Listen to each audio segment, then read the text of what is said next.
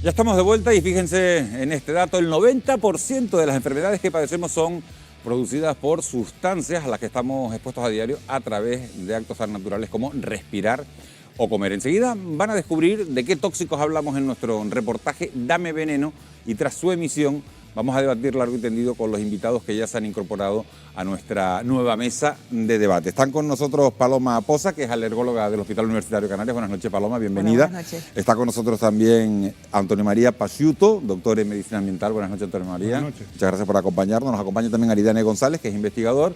Buenas noches, Aridane. Y está con nosotros también Carmen Rubio, que es profesora de toxicología de la Universidad de La Laguna. Buenas noches, Carmen. Buenas noches. Bienvenida. Gracias a los cuatro por acompañarnos esta noche. Hablaremos enseguida con ellos, pero antes vamos a comentarles que la Organización Mundial de la Salud estima que la exposición a sustancias dañinas se encuentra detrás de 13 millones de muertes al año en el mundo. Algunas de esas sustancias están presentes en los alimentos, en los recipientes de cocina o en los materiales con los que se construyen nuestras casas. Lo vemos en Dame Veneno.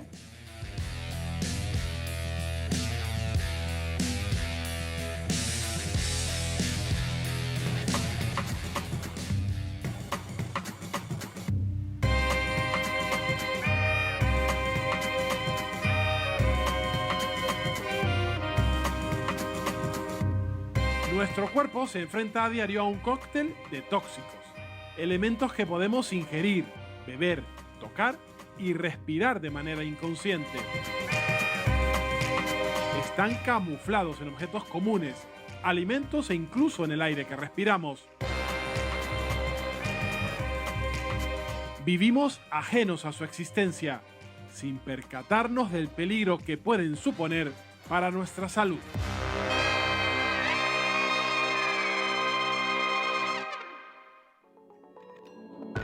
Glisofato, bisfenol A, perfluorado, pueden sonarnos a chino, pero son componentes químicos con los que convivimos.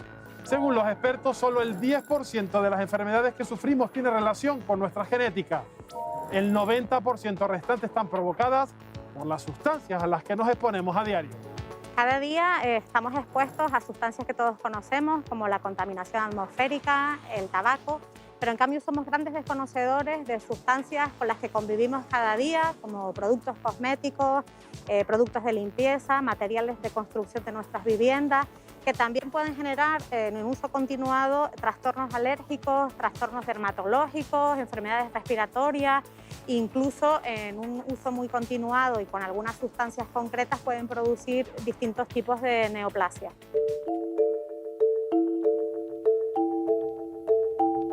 Octavio Pérez, catedrático en toxicología. Existe contaminación en los pescados que comemos, que consumimos.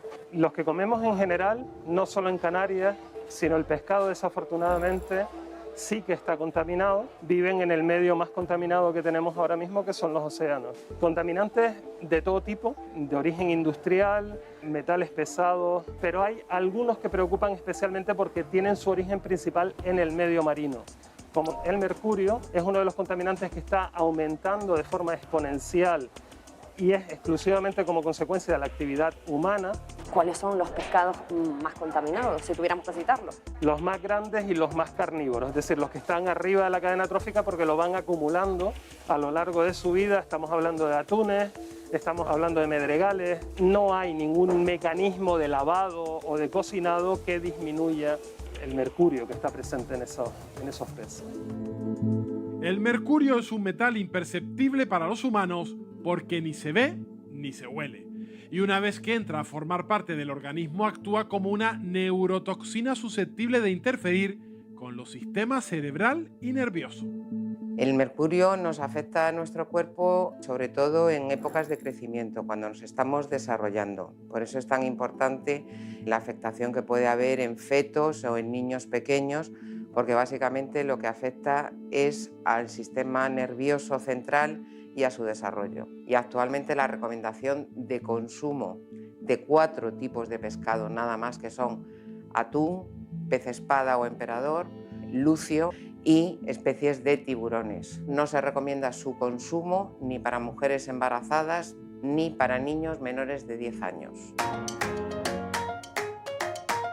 Comer sano tampoco nos libra de los químicos. El 42% de las frutas y verduras que se consumen en España tiene residuos de plaguicidas. El pimiento y la manzana encabezan el ranking de alimentos con más tóxicos, con unos 30 pesticidas distintos en cada uno de ellos. Arturo Hardison, catedrático de toxicología de la Universidad de La Laguna. ¿Qué tipo de sustancias podríamos encontrar en una cesta como esta? Plaguicidas, biocidas o pesticidas, es decir, sustancias que combaten las plagas del campo. Esto ha generado unos problemas muy preocupantes, que es el problema de los residuos, que luego los podemos ingerir. Si efectivamente estamos ante una exposición prolongada en el tiempo de determinados plaguicidas, primero, muchos de ellos son agentes neurotóxicos. Después hay otros que tienen un papel claramente como disruptor endocrino, es decir, que interfieren en nuestras hormonas. El principio de precaución nos indica que debemos disminuir y minimizar el riesgo bajando los niveles y, lógicamente, cumpliendo las reglamentaciones técnico-sanitarias bien.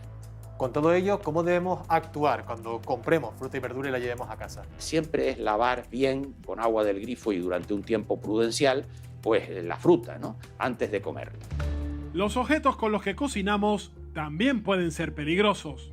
Las sartenes y utensilios antiadherentes tipo teflón pueden contener compuestos perfluorados. Cuando se cocina a temperaturas altas o las sartenes se rayan, estos elementos pasan a los alimentos. Doctor Jaudenes, decano del Colegio Oficial de Químicos de Canarias. Le hemos traído una serie de sartenes, una de ellas de teflón. Hace años surgen voces que aseguran que este tipo de sartenes son peligrosas para la salud. ¿Es esto cierto? El teflón en sí mismo, como teflón, es una sustancia sintética, es un polímero sintético de altas prestaciones y además tiene unas propiedades en todas las áreas muy buenas. No es tóxico a temperaturas inferiores a 300 grados, flexible, aislante térmico. En lo que sí que es tóxico es el adherente. Si llegamos a ser tóxico, sí que podemos tener problemas de salud. Aparte de la de teflón, también le hemos traído otra de acero inoxidable y otra de cerámica. Usted, como químico, ¿con cuál se quedaría para su casa? Yo elegiría la de teflón por el precio, porque no me cuesta nada. Una vez que la daño, la altero, con un rayón o lo que tal, me compro otra. Si vamos a seguridad, vayamos a acero y cerámica, porque vamos a erradicar o a evitar el riesgo que hay de llegar al adhesivo que tiene la de teflón. Al abrir nuestra despensa encontramos más químicos. El más común y peligroso es el bisfenol A, una sustancia química que se usa para fabricar envases para alimentos o el papel térmico de los tickets que tocamos a diario cuando compramos o pagamos con tarjeta. Nicolás Olea, catedrático de la Facultad de Medicina de la Universidad de Granada. ¿Qué es el bisfenol A y dónde se encuentra? El bisfenol A es el monómero, es decir, la parte más pequeñita de un polímero, que es una red, que se conoce con el nombre de policarbonato. Entonces, cualquier producto que esté hecho del plástico policarbonato o un pegamento puede contener bisfenol A. Por ejemplo, el recubrimiento interior de las latas de conserva. El 100% de los niños españoles, incluidos los canarios, orinan todos los días bisfenol A. Está en la orina de toda la población infantil. Es decir, la exposición ocurrió y está ocurriendo. Probablemente la exposición a bisfenol A más frecuente es la alimentaria, también puede ser la inhalatoria y la dérmica, y en la dérmica del riesgo de contacto con la piel de los tickets de caja que están hechos con bisfenol A. Una vez que está dentro del organismo, el bisfenol A interacciona con las hormonas. ¿Cómo podemos comprobar que un objeto, que algo que estemos utilizando en nuestra vida cotidiana pueda contener bisfenol A? Todos conocemos el triángulo de reciclado que aparece con un numerito en su interior que está en todos los objetos de plástico, y cuando aparece el número 7 puede ser policarbonato.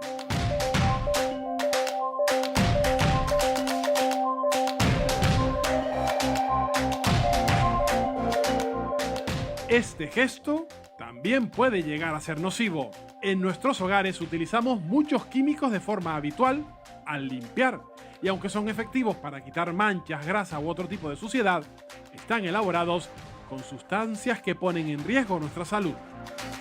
Cristian León, ingeniero químico. Tenemos aquí una serie de productos de limpieza muy comunes en cualquier cocina y nos gustaría conocer sus pros y sus contras y si pueden entrañar algún tipo de peligro. Bueno, la lejía es un producto que se utiliza comúnmente como blanqueante. Su uso pues entraña una serie de riesgos, sobre todo si se mezclan con otra serie de productos que son incompatibles. Es bastante habitual mezclar esta lejía con vinagre, que es un producto que podemos tener en cualquier cocina. Lo que va a hacer al mezclarlo con la lejía es que se va a producir una reacción que nos va a desprender clorogas. Y este clorogas es muy irritante, muy corrosivo. Y en el caso de los quitagrasas, muy habituales en los hábitos de limpieza de cualquier cocina, suelen utilizar unos disolventes, por ejemplo, de butilo, que tienen la peculiaridad de que son absorbibles por la piel y producen en el organismo pues, serios problemas, pues, por ejemplo, en los riñones o en el propio hígado. También tenemos un gel desatascador. En este caso, ¿qué podrías decirnos de él? La sosa cáustica, cuando la mezclamos con agua, produce una reacción exotérmica que libera bastante calor y tenemos que tener cuidado con este producto. Y ya si lo mezclamos con otra serie de productos como pueden ser los ácidos, nos va a producir una reacción que puede ser efervescente y pues tenemos el riesgo de salpicaduras y de quemarnos. Sobre todo este producto hay que tener cuidado porque en contacto con la piel produce unas quemaduras bastante abrasivas. Deberíamos de protegernos siempre a la hora de manipular cualquier tipo de producto, aunque sea doméstico. Teresa, como camarera de piso, ¿qué problemas te ha provocado la utilización de estos productos? He perdido todas las huellas dactilares que tengo. No puedo cortar papas, no puedo tocar un kiwi, no me puedo poner pues, el perfume que puedas utilizar cualquier persona. Me diagnosticaron una psoriasis nerviosa, una dermatitis supurosa. O sea, es tanto el dolor que yo he llegado al extremo de cogerte el estropajo para fregar y directamente arrancarme la piel. Ahora mismo yo toco la lejía por un despiste, un descuido y directamente me sale un lamparón y unas pequeñas pupitas y te tienes que rascar. O sea, no busques, tienes que darte y darte y darte porque es una desesperación. La irritación en los ojos, que antes no sucedía, ahora se te ponen los ojos como si hubieras estado, no sé, llorando durante días. Tu vida no vuelve a ser la misma, no vuelves a utilizar lo que utilizabas antes, vives condicionada. ¿No usaban ningún tipo de protección para manipular este tipo de productos? Te dicen, utiliza guantes, pero si cada vez que utilizábamos el producto tienes que utilizar guantes, no terminas tu trabajo. Ellos lo saben. No utilizábamos nunca mascarilla. Directamente el producto lo trabajas, no se rebaja con agua. Ya de por sí el olor solo te bota para atrás. Corrosivo no, lo siguiente. La tecnología que usamos en casa también puede dañar nuestra salud, ocasionando problemas en la columna vertebral, tendinitis o insomnio. Además, el uso de pantallas que ha aumentado por la pandemia nos está afectando a la vista.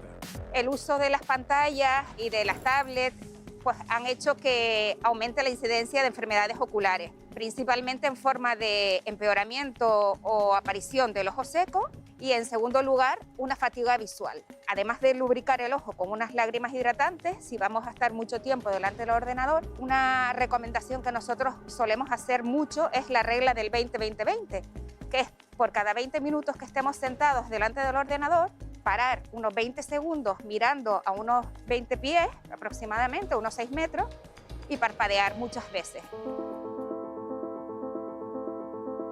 Nuestras casas también pueden enfermarnos.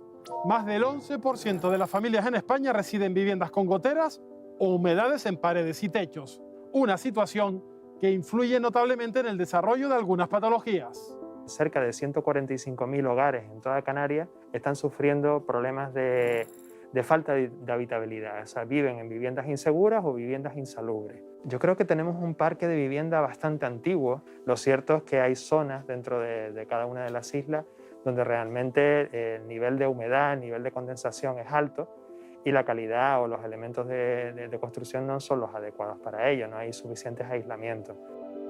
Rosalina, estamos aquí en la cocina y, como vemos, llena de humedades. ¿Cuánto tiempo llevan viviendo en esta situación?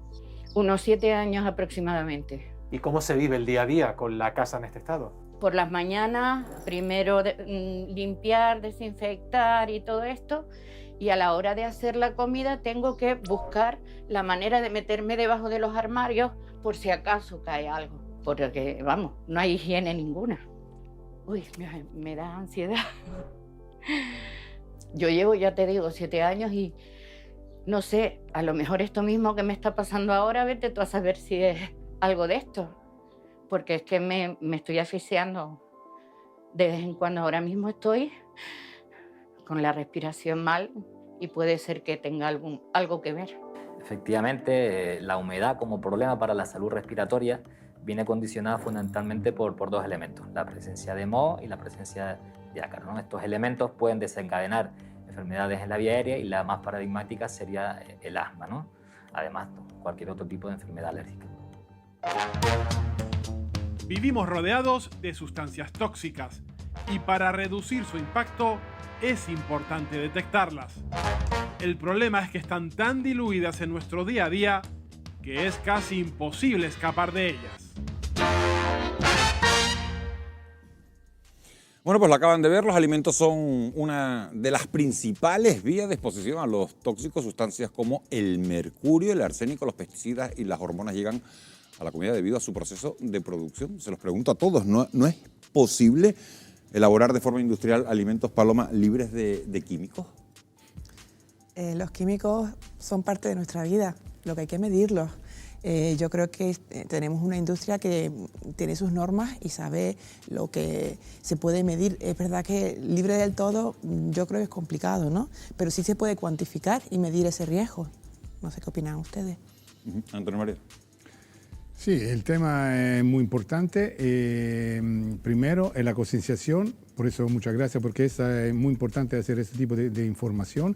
Y otra cosa me gusta subrayar, no estamos alarmando a nadie. Ahora se habla de alerta, de alarma, estamos informando. Y ese es el primer paso para tomar medidas. Entonces, yo digo, la concienciación nos da la posibilidad de elegir cuando vamos a comprar, solo si tenemos estos datos, ¿no? Y llegando a los médicos, yo soy médico, es importante que los médicos de atención primaria ya sepan que cuando llega un enfermo, hemos visto antes, ¿no?, con enfermedades, que esto pueda ser relacionado con este tipo de sobrecarga.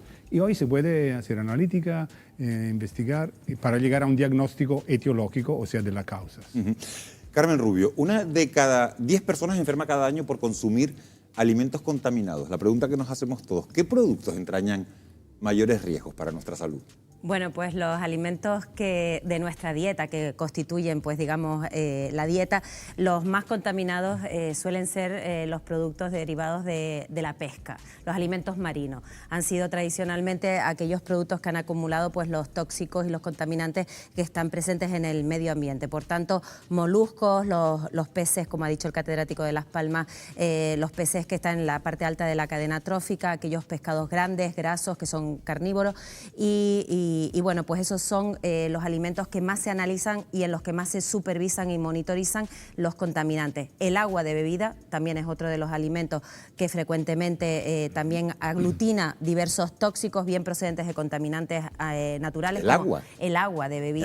¿El agua embotellada? También el agua embotellada tiene ciertas sustancias químicas que hay que regular y hay que controlar y medir.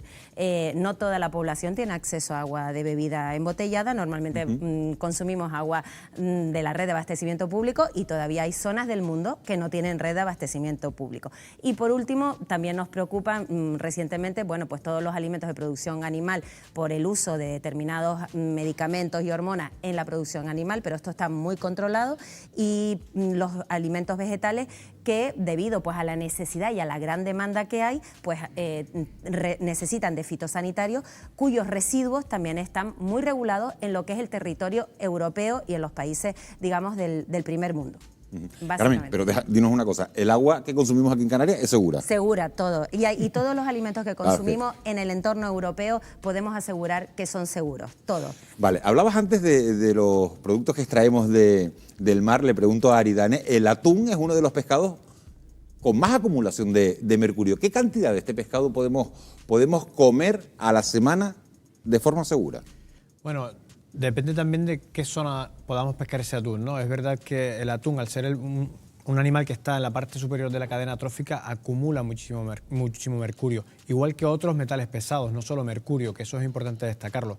Siempre se habla del mercurio por su potencial que tiene como toxina, ¿no? Pero cantidad de mercurio depende también del rango de edad. Es aconsejable, como decía la compañera en el vídeo, que no lo coman embarazadas ni niños menores de 10 años, y las personas que estamos en el resto de edad, pues poder consumir pues pocos 100 gramos máximo a la semana, pero evidentemente si podemos evitar ese tipo de pescados y consumir otros pescados que además tenemos en Canarias y que son muy ricos en omega 3, etcétera, etcétera, como los pescados azules, pues es mucho más recomendable. Pescados azules. Sí. Paloma, las alergias a ciertos alimentos es un aspecto que cada vez afecta a un mayor número de consumidores. De hecho, se estima que las alergias alimentarias se han triplicado en las últimas 2 décadas en España. ¿A qué puede deberse todo eso? ¿Qué papel juega la industria alimentaria en todo esto? Sí, las alergias en general se han triplicado en los últimos años y se ha cuantificado en todos sus aspectos. Una de ellas son las alergias alimentarias, sobre todo en el sector infantil. En parte es porque tenemos a los niños también más supervisados, eso en primer lugar, pero es verdad que las alergias, la incidencia ha ido aumentando, sobre todo en los últimos 10 años se ha visto cómo ha sido exponencial, ¿no? La manufacturación se ha visto que añadir productos químicos puede tener su implicación, como en otros sistemas, vía respiratoria, vía cutánea, el contacto con esas toxinas o con esos productos, vamos a llamar químicos en general, en los productos manufacturados, por vía digestiva, puede alterar el sistema inmunológico y también puede favorecer un reconocimiento anómalo y favorecer que nuestro sistema inmune lo detecte como algo que no es normal y genere una respuesta digamos, de rechazo, ¿no? Que es la respuesta inflamatoria que ocurre en la reacción alérgica. Aridane, España es el mayor consumidor europeo de pesticidas presentes en verduras y en frutas tan comunes como el pimiento o la manzana. ¿Por qué en nuestro país se abusa tanto de estos químicos? Pues yo creo que tiene una relación directa con la industrialización que ha sufrido el país. De hecho, hasta no hace tanto, en Canarias era una de las regiones dentro del país que utilizaba mayor cantidad de pesticidas, lo cual choca frontalmente con el paraíso que tenemos. Pero vivimos en una sociedad del desarrollo donde tenemos que dar de comer a tanta cantidad de personas que hemos industrializado todo el proceso. Una consecuencia de esa industrialización es el consumo de o bien pesticidas o además de cualquier otra sustancia que vierta al medio toxicidad. Y cuando hablamos de metales podemos llevarlo no solo a la industria alimentaria, sino a cualquier otro tipo de industria como puede ser la textil, la cosmética, que tenemos que usarlos para garantizar, digamos, la salud o las mejores condiciones de la sociedad, pero en cambio tenemos que pagar un precio por ello y es, por ejemplo, la presencia de metales pesados, nanopartículas o pesticidas en gran parte de nuestros alimentos o cosas que utilizamos a diario. Antonio, se dice que algunos de los pesticidas presentes en nuestras frutas y verduras podrían dañar nuestro sistema hormonal. ¿Eso es así? Sí, sí, seguro. Es así, es lo que se dice, sino hay estudio contundente, científico, hecho por muchas universidades en el mundo. Entonces, los pesticidas pueden ser relacionados con, por ejemplo, enfermedades neurológicas, niños con TDAH, personas que tienen Parkinson. Hace 20, 30 años, me acuerdo, en la consulta llegaban personas con Parkinson que tenían 70 años o más. Ahora yo estoy viendo personas 40 años, 45, con Parkinson, parkinsonismo, y la literatura científica dice que puede ser debido a esto. Por eso es importante, una vez más, porque no sabemos, no está seguro. Por eso tenemos que averiguarlo. Hay examen de laboratorio, se puede medir el glifosato, el oxazolo. Otra cosa muy interesante, yo he visto aquí en Canarias, está subiendo el porcentaje de adolescentes con enfermedad inflamatoria crónica intestinal, como el Crohn, la retocolitis ulcerosa, sobre todo el Crohn. ¿Y qué pasa? Que puede ser relacionado con el oxazol, que es un pesticida. Entonces, es un ámbito donde el médico de atención primaria, el especialista, tiene que ir más allá en la investigación y en comprobarlo con una analítica de laboratorio. Ahora se puede hacer. Antes le preguntaba a Carmen a Aridane por el pescado, por el atún concretamente, te pregunto a ti por la carne, porque en los últimos años se ha asociado un consumo abusivo de carne roja a la posibilidad de padecer cáncer. ¿Con qué frecuencia debemos comer carne roja? Bueno, las recomendaciones del consumo de carne roja como fuente de proteína incluyen comerla casi a diario, es decir, hay que consumir esa fuente de proteína animal a diario, bien sea de pescado o carne. Entonces, realmente yo no soy una experta en la relación o en la correlación entre el alto consumo de carne, especialmente carne roja, con el cáncer.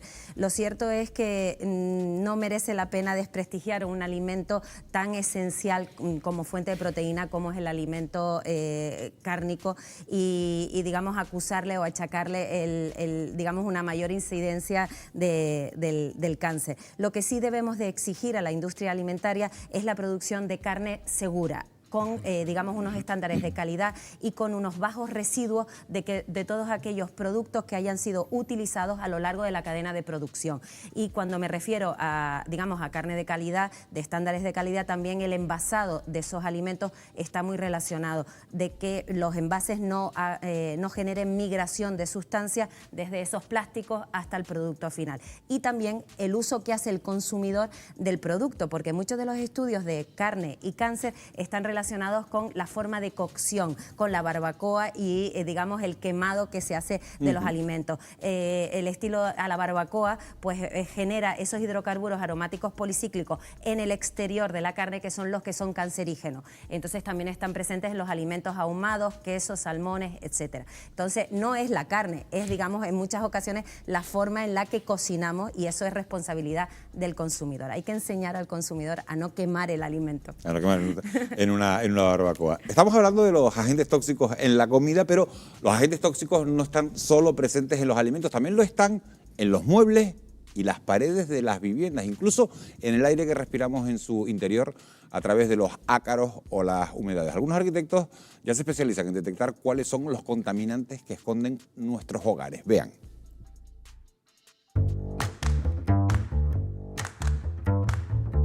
Pasamos la mayor parte del tiempo en nuestra casa, un espacio en el que nos sentimos cómodos y seguros, pero que también entraña riesgos para nuestra salud. Los materiales con los que están hechos nuestros muebles, los papeles pintados que cubren nuestras paredes o los cosméticos y perfumes que usamos a diario pueden ser dañinos. Arquitectas como María trabajan para ofrecer a sus clientes entornos saludables. A ver las normativas, la de habitabilidad, a ver si lo estamos cumpliendo todo. Ay, espera un momentito. ¿Sí? Hola, María. Hola, buenos días, sí soy yo. Mira, te llamaba porque estoy teniendo problemas para conciliar el sueño. Veo que sobre todo la niña cada vez tiene la alergia, le va a más. Yo quería ver si me podías hacer un estudio del entorno de mi casa y de cómo estamos. Si quieres me acerco y hacemos la primera inspección y te cuento allí un poco de qué se trata. Ah, perfecto, muchas gracias.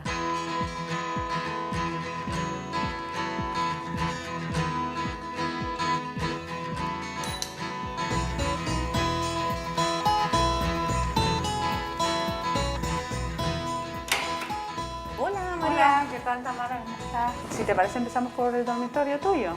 Mira, María, este es mi dormitorio. Bueno, yo veo que esto es la primera cosa que detecto. ¿Tú lo cargas por la noche? Sí, todas las noches. Si tú lo tienes todas las noches puestas, al final te genera un mal descanso. Entonces, mira, ves, por ejemplo, ves lo que se detecta. Y es un campo bastante alto, ¿ves? De campos magnéticos, campos eléctricos y radiación. ¿Pintaste hace poco? Sí, hace muy poco, como 3 meses. ¿Y luego los muebles también son recientes? Sí, los muebles que tengo en el cuarto yo creo que tienen unos 5 meses, vale. Una cosa así. Porque mira, entonces estos son como varias cosas que habría que tener en cuenta a nivel de contaminación del aire. ¿Las ventanas las sueles tener cerradas? Sí, todas las noches, porque aquí en este piso hace un montón de frío. Vamos a poner un aparato y lo vamos a dejar durante un mes, lo ponemos aquí luego en el dormitorio de la niña o al revés, y vamos analizando un poco los datos que vamos recogiendo con el aparato.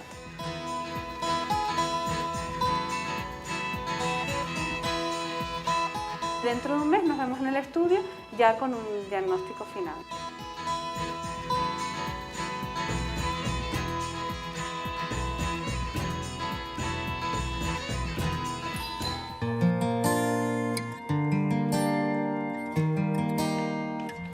Mira, Tamara, aquí tienes un poco todos los gráficos más representativos de la estancia del detector en tu vivienda, ¿no? El primer gráfico de los primeros datos que se recogieron en tu casa. Observas cómo el CO2 estaba aquí, estaban en casa todos, abriste las ventanas y por la noche cerraste para dormir y ves cómo aumentan considerablemente los valores de CO2, hasta que fuiste aprendiendo un poco cómo mejorar la ventilación de tu vivienda y ese CO2 bajó. Esto también es muy curioso porque utilizaste productos de limpieza y de repente los valores aumentaron drásticamente. Y este es el reflejo un poco de lo que pasa con respecto a la humedad. No hay una ventilación adecuada después del baño de los niños, pues aumentan los valores de humedad y se mantienen en el tiempo. Entonces, claro, ese mantenimiento hace que se puedan generar biotoxinas, pues ya sea ácaros, que en el caso de ustedes que tienen alergias, hongos del moho, hongos de levadura. Pues yo la verdad que en este mes he notado un cambio radical. Ya verás que esto irá mejorando a lo largo del tiempo. Pues muchísimas gracias, María. Más de un 20% de las enfermedades están relacionadas con el estado del medio ambiente, en concreto con una serie de contaminantes que, como hemos podido comprobar, no solo se encuentran en la calle. Canarias es una de las comunidades más afectadas por el asma. Paloma, ¿es una consecuencia del exceso de humedad que hay en muchos de nuestros hogares? Sí, la climatología es un factor fundamental. El asma es una enfermedad de base genética, pero el ambiente determina la incidencia y el motivo de esa alergia, ¿no? En Canarias tenemos una de las incidencias más altas de España de asma, de patología respiratoria, fundamentalmente de causa alérgica. En Canarias tenemos ahora mismo, calculamos que hay un 40% de población alérgica y en torno a un 20% de población asmática. Esto nos puede parecer relativo, pero en otros países no es así. Y esto, evidentemente, la climatología que tenemos en Canarias, de un alto porcentaje de humedad, que condiciona los ácaros, ¿no? La principal causa de alergia, que además nos afectan todo el año, no es como el polen, que tiene una estación muy marcada, que es la primavera. Los ácaros nos afectan todo el año. Y aquí en Canarias tenemos una humedad relativa que se puede medir y controlar en los hogares y que ayuda a controlar la presencia de ácaros en el domicilio y que es donde nos ponemos mal mientras estamos en casa, mientras dormimos. Por eso por las mañanas estamos peor y que determina mucho el control de esta patología que, aunque tenga base genética, podemos controlar hoy en día. Aridane, lo estábamos viendo hace unos minutos en el reportaje. En Canarias hay aproximadamente unas 145.000 viviendas inseguras o insalubres. ¿Se han pasado por alto los estándares de calidad de los materiales? Bueno, yo creo que no se han pasado por alto, porque si están en el mercado es porque han cumplido. Lo que pasa es que esa normativa ha evolucionado en el tiempo. Tenemos un claro ejemplo con el amianto, ¿no? Había muchísimas construcciones en Canarias con amianto y se han restringido y se han ido eliminando. Aún quedan en algunos lugares, pero se están eliminando. ¿Por qué? Porque el conocimiento científico ha demostrado que es dañino para la salud. Esto ha pasado en muchos elementos de la construcción. Se elaboraban esos elementos cuando la normativa lo permitía y luego se ha demostrado que habría que cambiar esos valores. Por eso es importante destacar que en Europa existe un enorme control en la cantidad de elementos, ya sean metales pesados o patógenos, que podamos tener en los elementos de uso cotidiano. Antonio, los episodios de calima podrían aumentar en Canarias como consecuencia del cambio climático, un polvo sahariano que trae partículas nocivas que emiten las centrales térmicas de Marruecos, de Argelia, de Túnez. ¿Cómo pueden afectar esas sustancias tóxicas a nuestra salud? Sí. No, los climatólogos nos dicen que eso puede pasar con el calentamiento global en todos los países. Y seguro que influyen. ¿Por qué? ¿Y cómo influyen en nuestra salud? Exactamente. ¿Qué dice la medicina ambiental? Yo soy experto en medicina ambiental, es una disciplina que en Alemania está presente en mucha cátedra universitaria. Dice que todas estas enfermedades son enfermedades crónicas multifactoriales. Y muchos de estos factores son ambientales. O sea, el organismo, el sistema inmunitario, aguanta la sobrecarga del mercurio que comemos, la cosa que respiramos y tal, hasta que llegamos a un momento que se va todo en una situación que no se puede más aguantar y el paciente presenta una enfermedad. ¿Cómo se puede hacer? Ser consciente que cuando el paciente llega con un síntoma no es la última cosa que ha determinado, la última es un elemento de una cadena. El médico tiene que decir, mira, vamos a ver qué hay detrás, ¿no? Multifactorialidad. Y eso significa averiguar la alimentación, metales pesados, insecticida, pesticida, porque solo si vamos a un diagnóstico etiológico vamos quitando. Y otra cosa muy importante en lo que se ayuda a la medicina ambiental es que cuando vamos a quitar esta causa, no solo el paciente se aprovecha y se va mejor, sino va mejorando con el sentido de prevención la persona que está expuesta y que todavía, entre comillas, no están enfermos porque están aguantando, porque tienen un sistema inmunitario, porque son más jóvenes, mucho mejor. Entonces, esto del abordar con la idea de la medicina ambiental nos da la posibilidad de hacer terapia y prevención a la vez. Bueno, como estamos viendo, las sustancias dañinas amenazan nuestro entorno más cercano en un mundo en el que el tráfico puede empeorar nuestra salud mental y en el que se producen 7 millones de muertes prematuras al año por la contaminación atmosférica. Reducir los tóxicos se ha convertido en una responsabilidad global. No hacerlo puede tener consecuencias irreversibles. Lo vamos a ver en tan solo 4 minutos, a la vuelta de publicidad.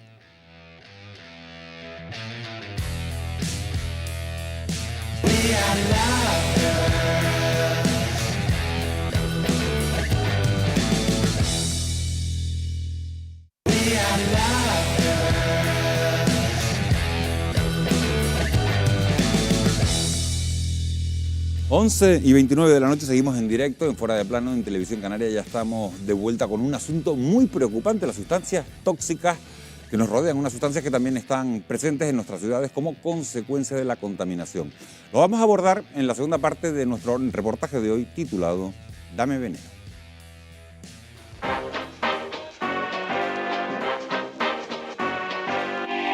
Al cóctel de sustancias tóxicas que tenemos en casa, hay que unirle los elementos nocivos que nos encontramos en el exterior. Un mundo repleto de componentes que deterioran nuestra salud. Más de 10.000 litros de aire pasan cada día por nuestros pulmones. Es una necesidad biológica que en el mundo actual nos está enfermando. La contaminación atmosférica se ceba, sobre todo con nuestras ciudades, provocando 7 millones de muertes prematuras cada año en el mundo y 400.000 solo en Europa. En los últimos años hemos visto un incremento de patologías respiratorias y creemos que en parte también puede ser debido por la elevación de los niveles de contaminación atmosférica, ¿no? Estas enfermedades estaríamos hablando de asma, estaríamos hablando de POC, que es la enfermedad pulmonar obstructiva crónica tradicionalmente ligada al tabaco, incluso cáncer de pulmón.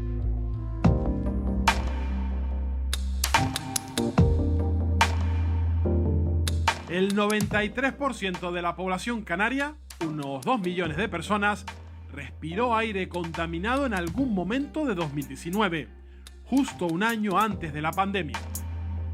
Gabriel, estamos junto a una de las estaciones que mide la contaminación del aire aquí en Tenerife, pero ¿cómo es la calidad del aire que respiramos en Canarias? Es sorprendentemente mala. En general tenemos condiciones maravillosas, pero ¿qué pasa? En muchas de nuestras zonas metropolitanas tenemos actualmente factores que nos juegan en contra, como son el tráfico motorizado, la generación de energía, más, por supuesto, los que nos lleguen con la calima. Hay muchísimos estudios que lo relacionan con la salud humana. Con todo esto, ¿por dónde pueden pasar las posibles soluciones para mitigar este problema y para mejorar la calidad de nuestro aire? Cambiar nuestras ciudades, que haya menos desplazamientos y al mismo tiempo que las ciudades incorporen más vegetación, pero sobre todo cambiar el modelo de movilidad.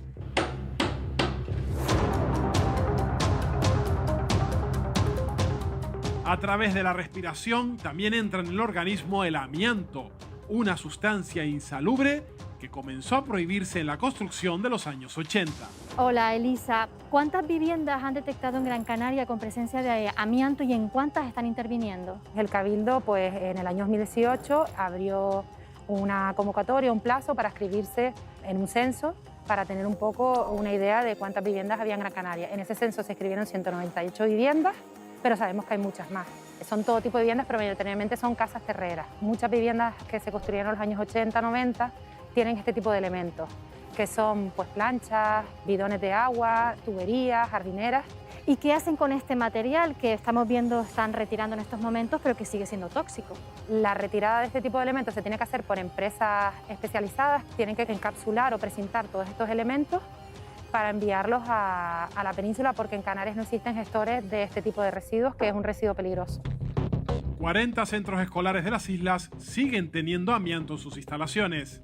En otros, acaban de retirarlo. Javier Noé Sánchez, director del IES Ana ¿Qué Luisa tal? Benítez. Este es uno de los centros que tenía amianto, ¿no? Sí, el instituto se construyó en 1965, cubiertas de fibrocemento, plancha duralita. Nosotros venimos demandando diferentes actuaciones desde hace aproximadamente 15 años. De hecho, en el 2018 hubo movilizaciones de padres. En ese momento el AMPA encabezó esa iniciativa, encabezó esa reivindicación. Entiendo que preocupación al ver que pasan los años y no se retira este material. Muchísimo, porque basta que las planchas sufran algún tipo de percance en forma de rotura, en forma de deterioro progresivo, y que puede incidir en la salud de los trabajadores y, por supuesto, el alumnado, que es nuestra preocupación número uno. ¿Cuándo comenzaron esas obras de retirada de este material? La retirada empieza en noviembre y finaliza a principios de enero. Y luego viene una segunda parte de la ejecución de la obra, que es la sustitución de las cubiertas.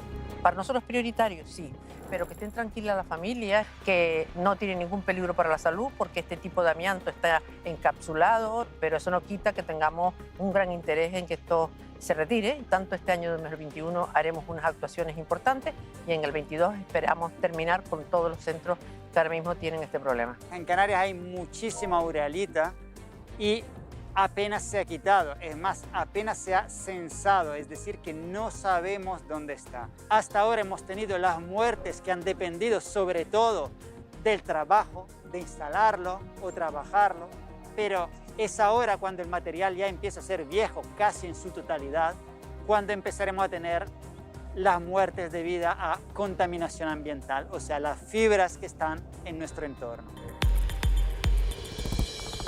José Luis, eres uno de los muchos afectados por el amianto. ¿Dónde surge tu contacto directo con este mineral? Con 20 años empecé a trabajar en una empresa que se dedica a hacer pastillas de freno para los coches y bueno, yo era desconocedor totalmente de que se trabajaba con este mineral maligno y bueno, hemos estado expuestos desde el año, yo en este caso desde el año 94 hasta el 2000. Muchos compañeros se nos han quedado por el camino y siempre vamos a vivir hasta el resto de nuestros días con esta espada de Damocles, ¿no? Porque las partículas de amianto en sí ya las tenemos incrustadas en nuestros pulmones. Nosotros siempre que hablamos del amianto siempre hablamos no solamente del mayor genocidio laboral, sino social, porque también se ha expuesto a la sociedad a este mineral. El amianto puede degradarse con el tiempo y puede pasar al ambiente y su inhalación por parte del pulmón puede generar un proceso inflamatorio que se denomina asbestosis y que puede producir fibrosis pulmonar, pero lo peor de todo es que es tremendamente nocivo sobre las células pulmonares porque puede producir cáncer de pulmón.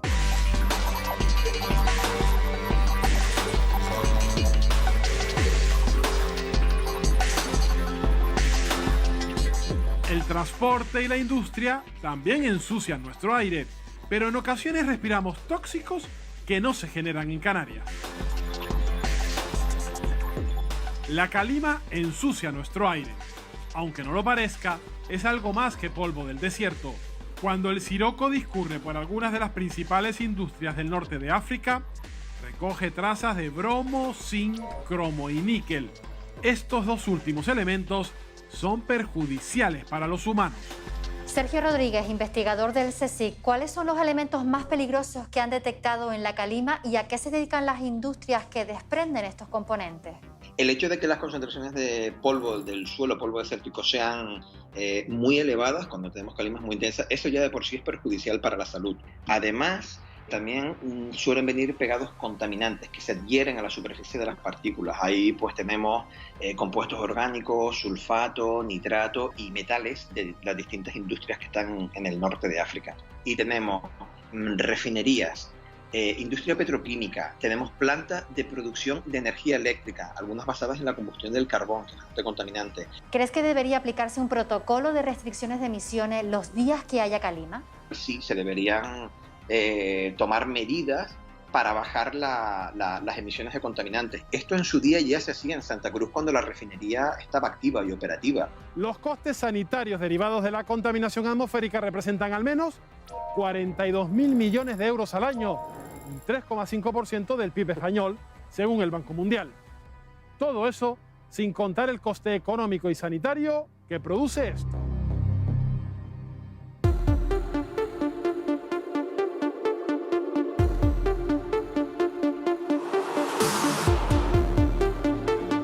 El humo del tabaco contiene miles de sustancias químicas. Entre ellas están la nicotina, el amoníaco o el arsénico. Además, el cigarrillo contiene al menos 70 elementos cancerígenos. Jaime, tú eras fumador. ¿A qué edad empezaste a fumar? Pues mira, yo empecé a fumar sobre los 19, 20 años. ¿Y qué te lleva a ti a decidir dejar el tabaco?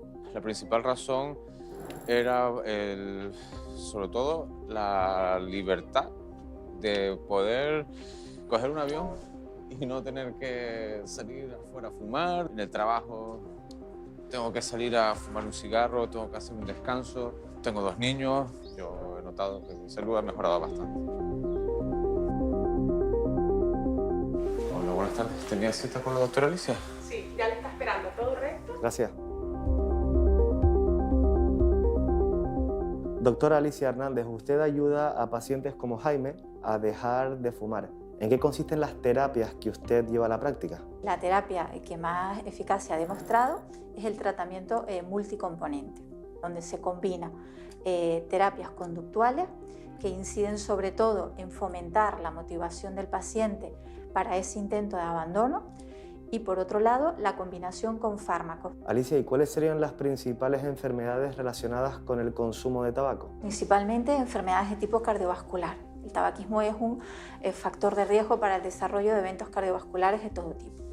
Por otro lado, para enfermedades de tipo respiratorio, no solo la EPOC, sino también asma, desarrollo de neumotórax espontáneo y otra serie de patologías pulmonares relacionadas también con el tabaquismo.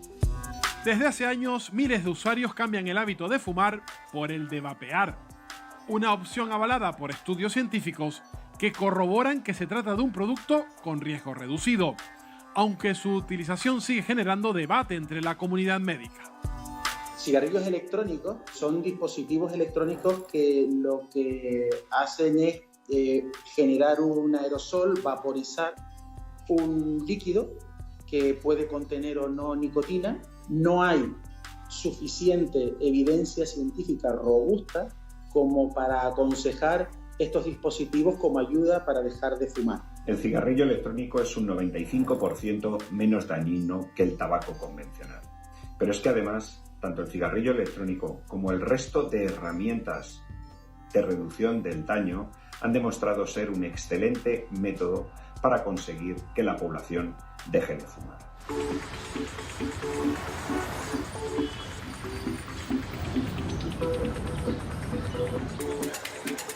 En las ciudades no solo se respira peor, sino que también se escucha más ruido. 1 de cada 5 personas en Europa está expuesta todos los días a niveles de ruidos que son nocivos para su salud. Es el segundo factor de estrés ambiental más dañino, solo superado por la contaminación del aire. Yomara García, presidenta de la Asociación Nacional de Juristas contra el Ruido, ¿podría definirnos exactamente qué es el ruido? El ruido es un veneno invisible. Es un sonido no deseado que molesta pues, a las personas y se diferencia de la contaminación acústica, en que la contaminación acústica es la presencia en el ambiente de ruidos y vibraciones que causan daño tanto a las personas, animales e incluso a los inmuebles. ¿Existe en Canarias una legislación para evitar el ruido de las ciudades? Realmente Canarias no tiene ley autonómica del ruido. Tenemos que acudir a la legislación estatal y al reglamento también estatal y luego a las ordenanzas municipales. Lo que pasa es que la legislación estatal es del año 2003. ¿Qué es lo que más ruido genera en las islas? Nos encontramos con el ruido del tráfico. Luego hay mucho ruido del ocio. El ruido destroza vidas, causa problemas físicos y problemas psicológicos.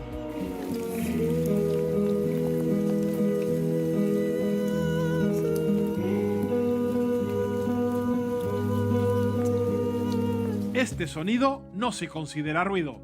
La lluvia es fundamental para el ser humano, pero por nuestra culpa también está contaminada.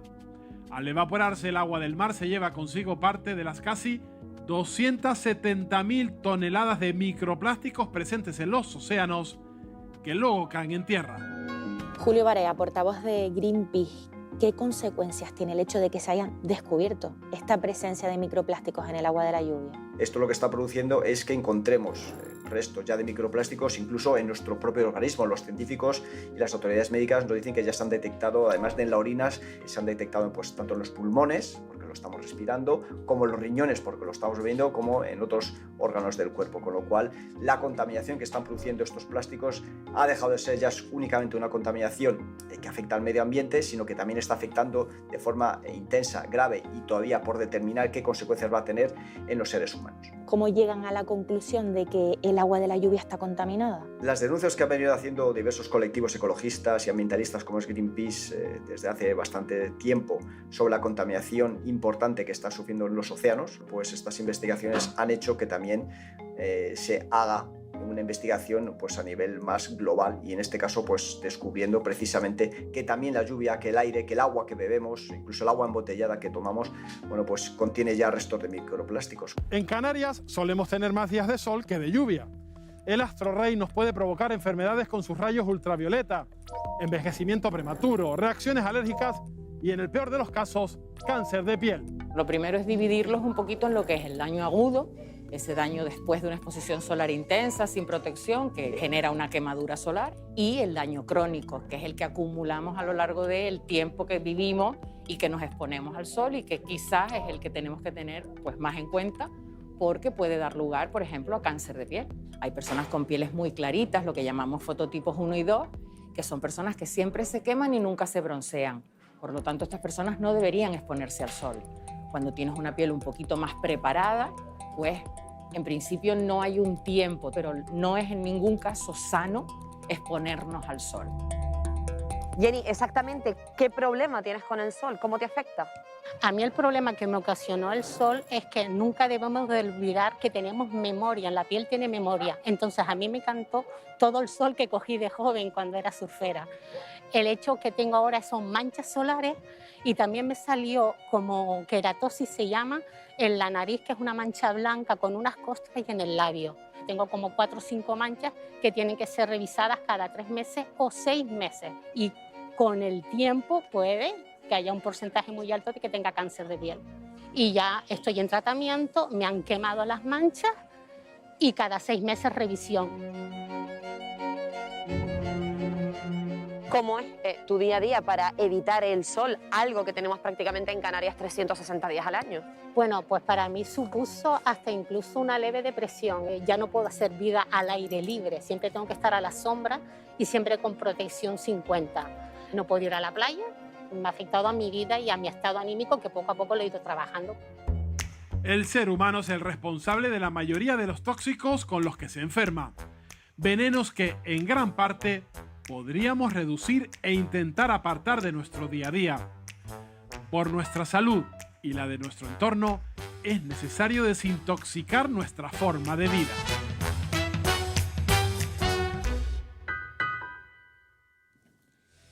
Bueno, pues acabamos de ver las consecuencias de los tóxicos que nos rodean, pero la contaminación también puede dañar la salud mental de los más jóvenes. Acaba de conocerse un estudio que asegura que la exposición a un aire contaminado puede producir delirios, alucinaciones y trastornos de conducta. Se lo vamos a contar enseguida, será justo a la vuelta de publicidad. Volvemos en solo un minuto.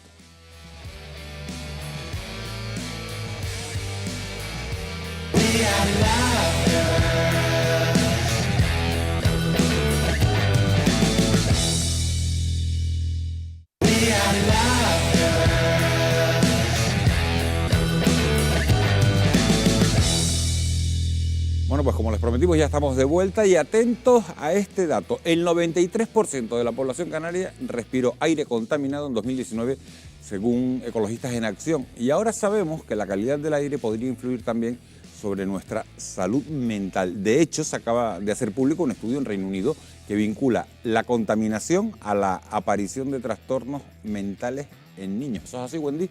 Efectivamente, hay algunos estudios que señalan que existe una estrecha relación entre la contaminación y la salud mental.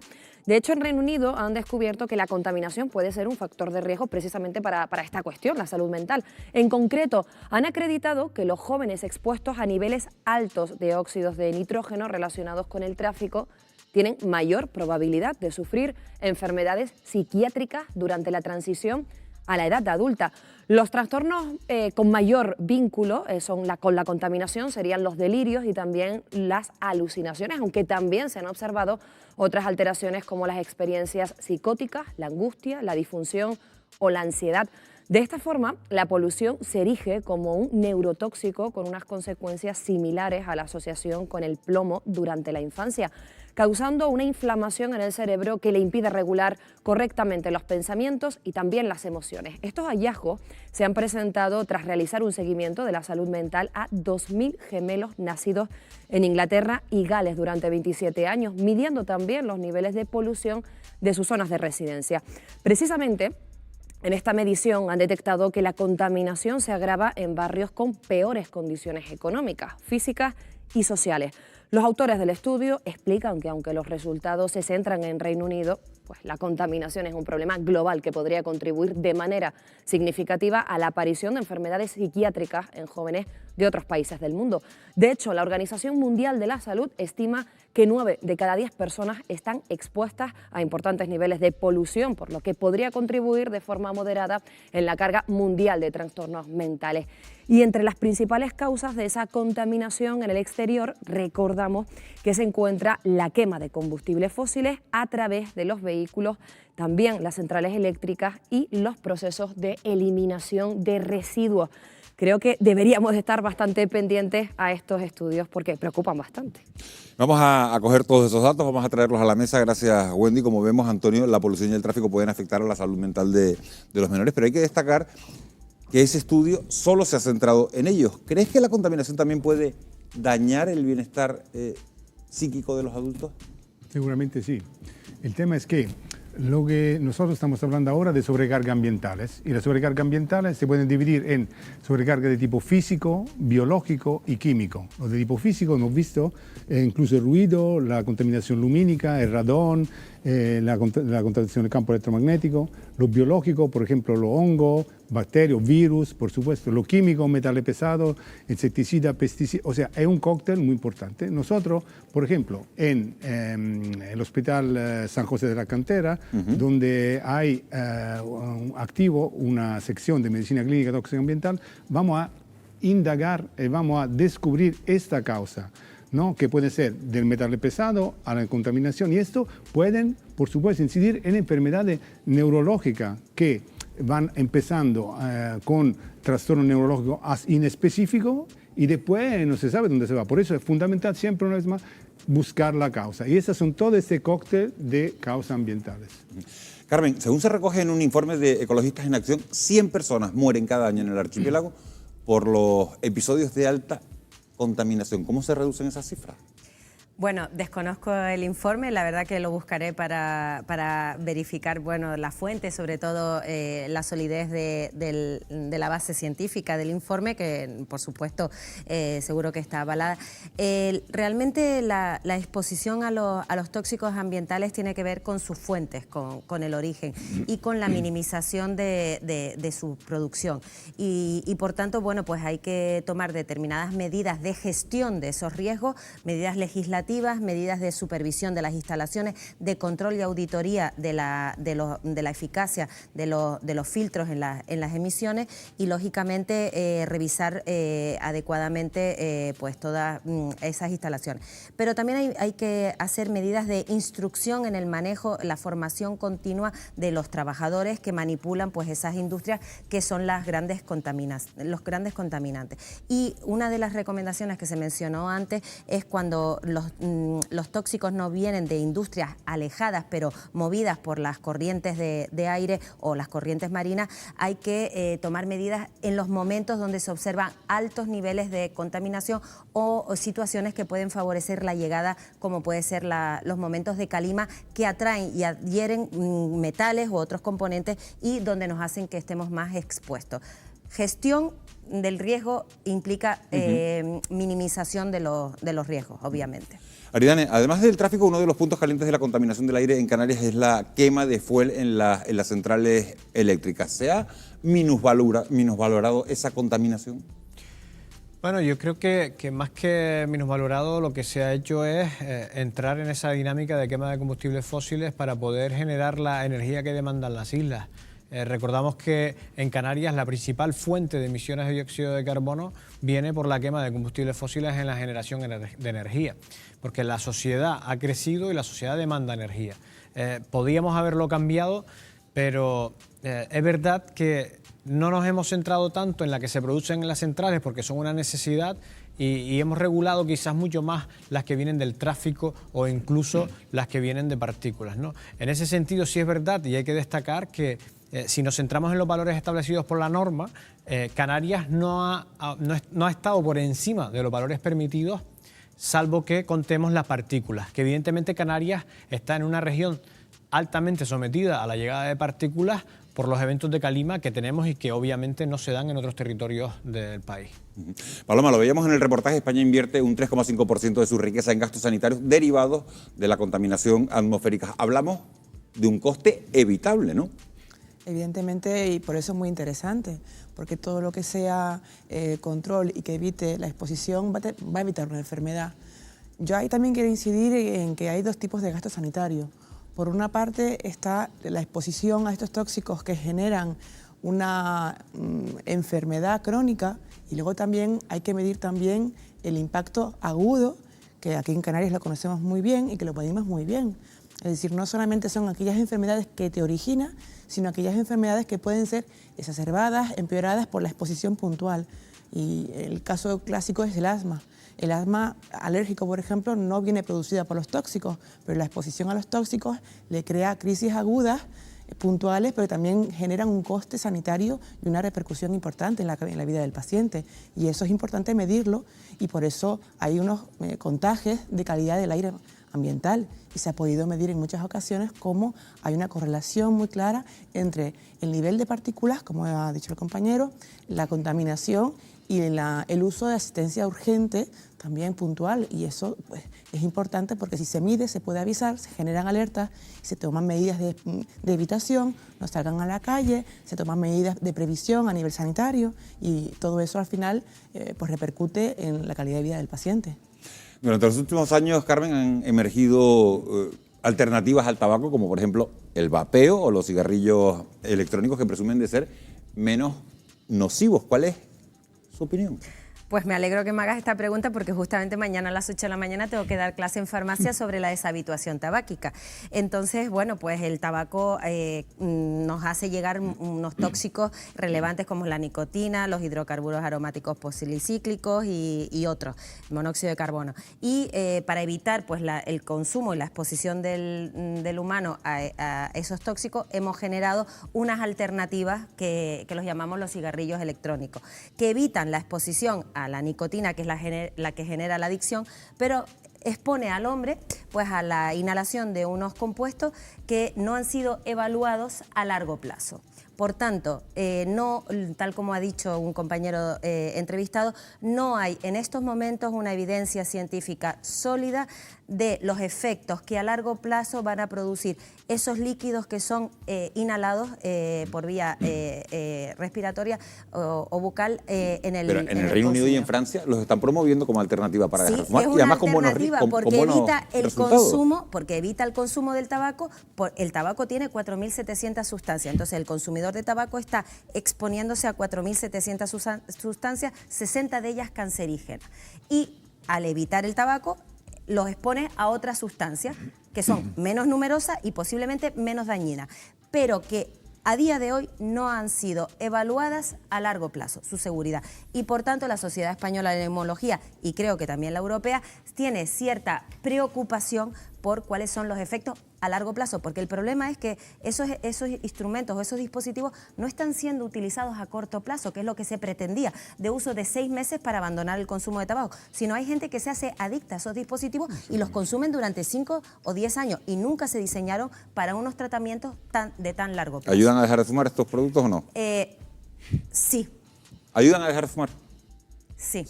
Vale, bueno, vamos a quedar ahí, ha sido contundente. Ahí, con eso nos vamos a quedar, con esa contundencia vamos a cerrar el programa de esta noche. Paloma Poza, alergóloga del Hospital Universitario Canario, muchísimas gracias por habernos acompañado esta noche. Antonio, muchas gracias por haber estado con nosotros. Aridane, un auténtico placer. Carmen Rubio, gracias por haber estado fuera de plano esta noche. Muchísimas gracias a ustedes, sobre todo por haber estado un jueves más al otro lado de la pantalla. Son las 11:59, a punto de la medianoche. Les esperamos dentro de 7 días. Gracias por su compañía. Que tengan ustedes un muy feliz descanso.